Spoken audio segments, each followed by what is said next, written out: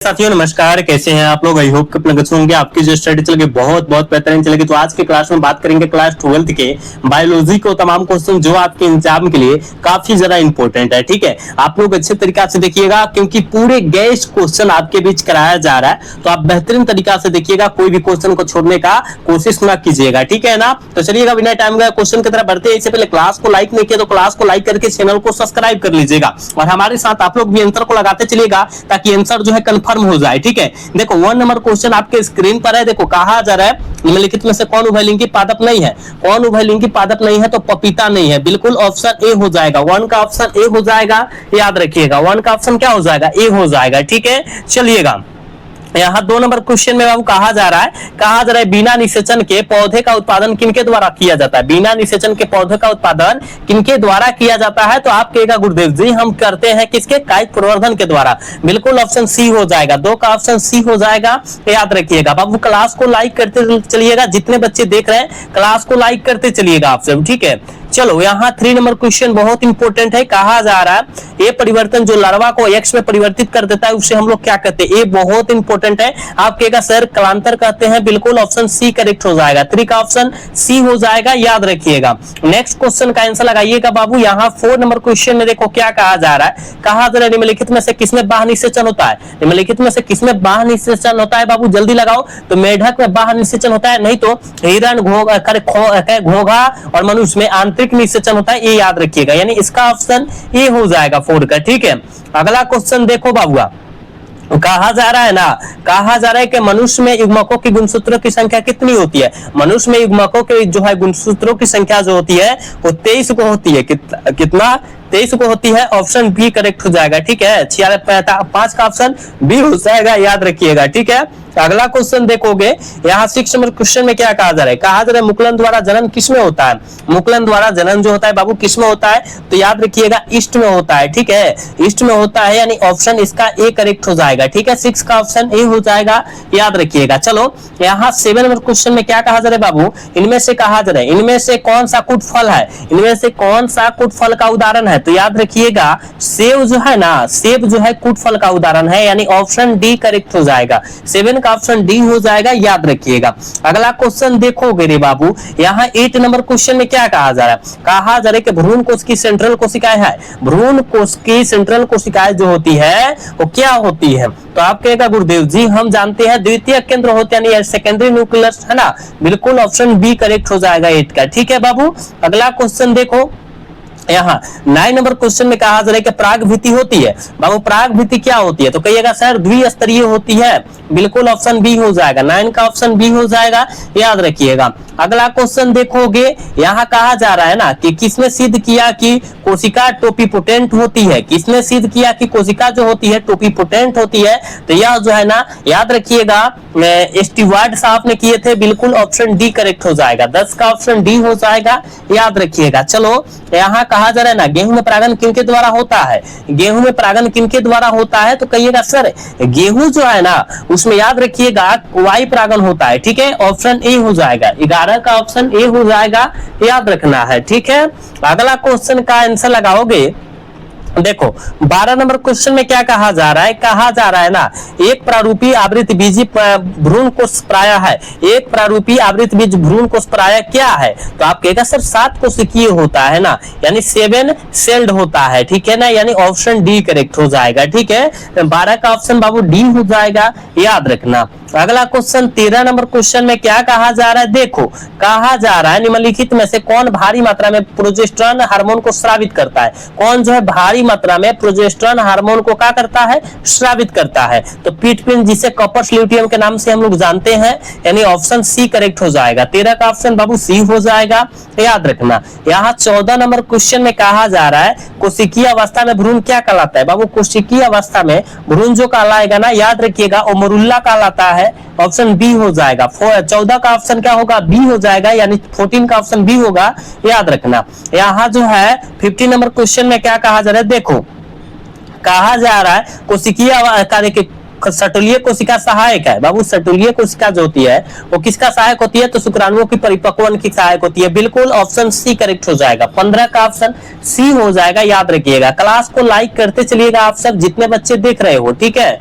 चलो यहाँ पर क्या कहा जा रहा है, 16 नंबर क्वेश्चन में बाबू कहा जा रहा है ना कि जिब्रेलिन क्या है, तो हम लोग कितना दिन से पढ़ते आ रहे हैं कि जिब्रेलिन एक प्रकार का हार्मोन है, यानी ऑप्शन यहाँ ए ऑप्शन हो जाएगा। ठीक है, चलो यहाँ बाबू कहा जा रहा है कि स्त्रियों में रजोनिवृत्ति की उम्र होती है, स्त्रियों में रजोनिवृत्ति की उम्र जो होती है कितनी वर्ष तक होती है, तो 50 वर्षों तक होती है, यानी ऑप्शन सी हो जाएगा। ठीक, नेक्स्ट क्वेश्चन का आंसर लगाओगे, यहाँ पर देखो 18 नंबर क्वेश्चन में क्या कहा जा रहा है कि जननांग मस्सा किनके द्वारा फैलने वाला एसटीडी रोग होता है, फैलने वाला जो होता है एसटीडी रोग होता है किनके द्वारा फैलने वाला, तो ये भी हमने बताया था, याद रखिएगा, पोपिलुमा विषाणु के द्वारा। बिल्कुल ऑप्शन सी हो जाएगा, 18 का ऑप्शन सी हो जाएगा। चलो बाबू यहाँ 19 नंबर क्वेश्चन में क्या कहा जा रहा है, देखो कहा जा रहा है कि मादा में मुखीय गर्भ निरोधक किसे रोकती है, मादा में मुखीय गर्भ निरोधक जो है वो किसको रोक देती है, तो अंडो उत्सर्ज को रोकती है, यानी ऑप्शन ए हो जाएगा। 19 का ऑप्शन ए हो जाएगा,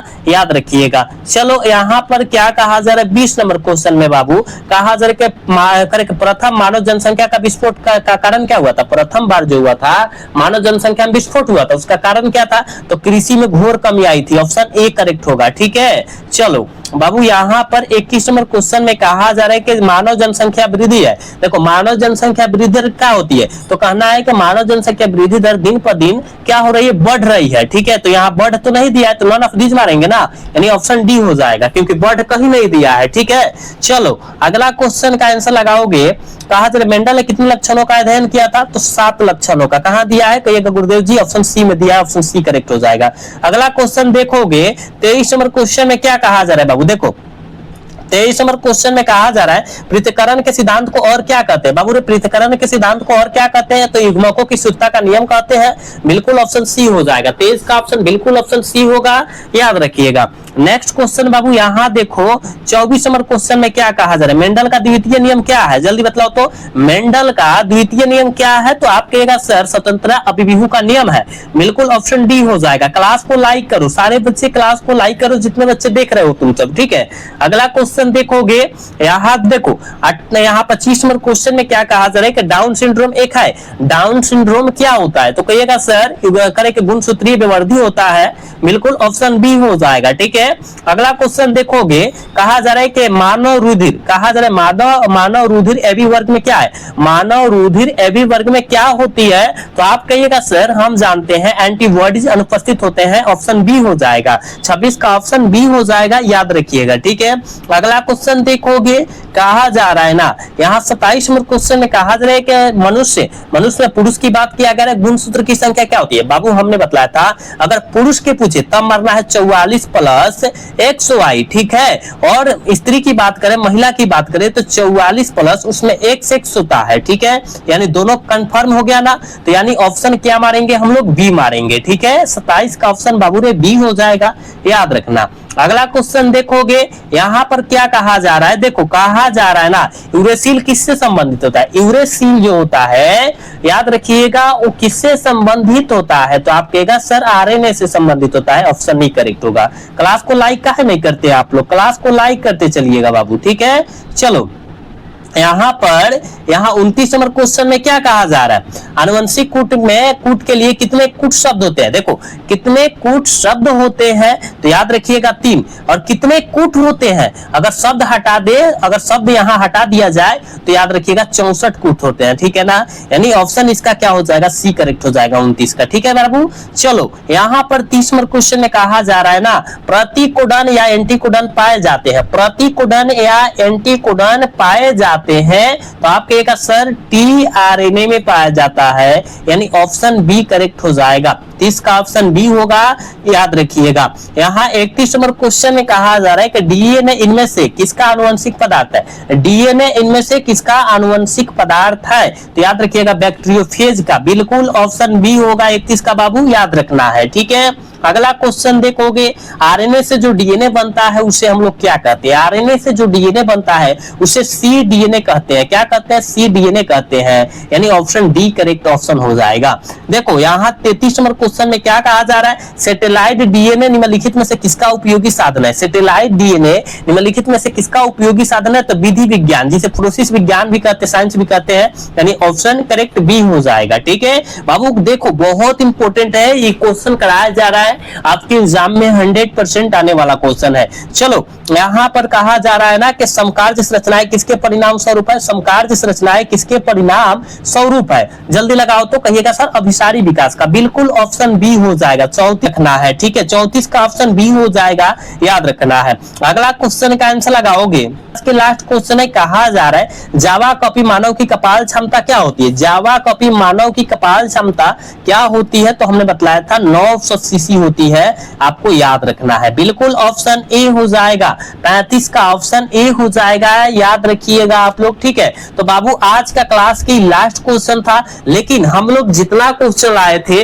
आपके एग्जाम के लिए पूरे चुनिंदे प्रश्न लाए थे, तो आप अच्छे तरीका से इस सारे चुनिंदे प्रश्न को पढ़ लीजिएगा, एक भी क्वेश्चन को न छुड़िएगा, जहां नहीं समझ में पूछने का कोशिश अवश्य कीजिएगा। ठीक है तो आप लोग जरूर बताइए कमेंट करके कि आज का क्लास कैसा लगा। अगर अच्छा लगा हो तो क्लास को लाइक, चैनल को सब्सक्राइब करना ना भूलिएगा। ठीक है ना, मिलते हैं नेक्स्ट क्लास में, तब तक के लिए जय हिंद, जय Bharat, tata, bye bye, love you.